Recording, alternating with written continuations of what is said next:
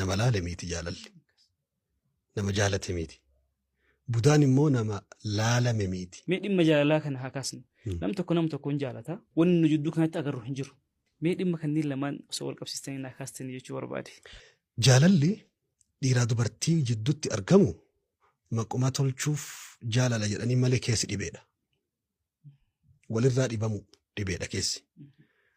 Nama tokko osoo hin harkaan hin tuqin ijaan qofa laaluudhaan yeroo garii gurraan yeroo garii gurra qofaan khaasatan dubartiin jaalalli dubartii gurraan seena jedhan dhiira ijaan seena dubartii takka bira dhaabbattee ebaluu nama akkasiiti ebaluu akkas bareedaa amala akkasii qabaa qabeenya akkasii qabaa haasa akkas danda'a wantoota qalbiin namaa hawatu yoo biratti dubbatte irra hedduun dubartii gurrumaan amantii jedhan jibbuufillee gurrumaan jibbiteedhaan dubartii amala rabbi uume jibbuufillee jettema tartiiba hin qabne tokko waan qabatama hin qabne tokko gurratti deddeebiftee itti himte gataa dhufti harki guddaan dubartii hundaa miti dubartiin harki guddaan dhiirri immoo arguu barbaada jedhan jaalalli dhiira ijaan seenti dubartii gurraan seenti jedhan garaagarummaan jaalalaa fi budaa jaalalli nama laale miti jaalalli nama jaalate miti budaan immoo nama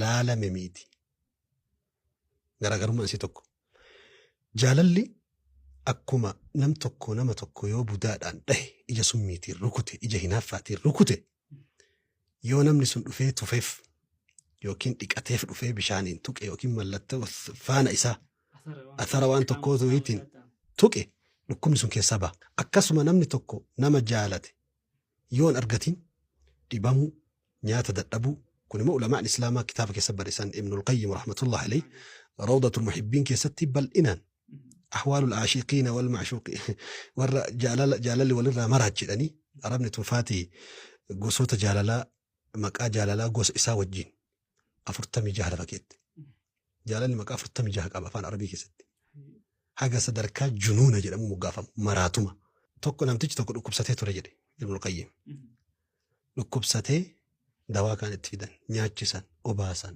namni dhufee gaafatu homa tokko jiruu isaa guutuu wallaala namtichi afaan achii aalimni tokko dhufee naannoo kanaa namni jaalate jiraannaan namni yeroo inni diddiibsee irraa dubbatu irraa haasa'u een jiraa jedhaniin fidaa jedhe nama san wayita fidanii sagalame isii alarraan dhagahe oluma ka'e taa'e wanni kun amma fayyaamoo dhukkubettaan hambate dhukkuba of danda'e kanaafuu budaan ilaalcha hinaaffaa wal makate kan ija namticha nyaatu keessaa bahee qaama namticha nyaatamuutti lixuu jedhe wanni nuti hinaaffaa itti maknuuf jedhe osoo hinaaffaa ta'uu baate wal jaalatuu qofaan osoo wal laalanii silaa namni jaalala qofaan wal fixeedhe osoo budaan jaalala qofatti kararraatu ta'e kanaafuu mashuubin bihisdiin ka hisdiin itti naqame xiqqoo hinaaffaan ilaalchi fokkataan ilaalchi gadheen miirri fokkataan miirri ajaan itti makametu budaa jedhamaa jedhe osoo namni wal jaalatu hundi kan wal laalu ta'e silaa wal diree lafarraa wal fixeedhe kanaafuu garaagarummaa isaa kana.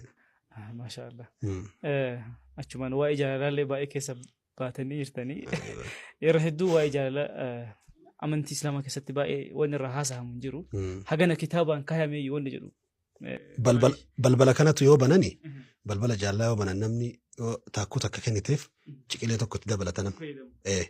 Balbala kana gabaabsaniituma banuu wayya. Akkasimi. Ayyee isin ilaalsaniif daawwatsanii jechuudha. Maashaallah. That podcast.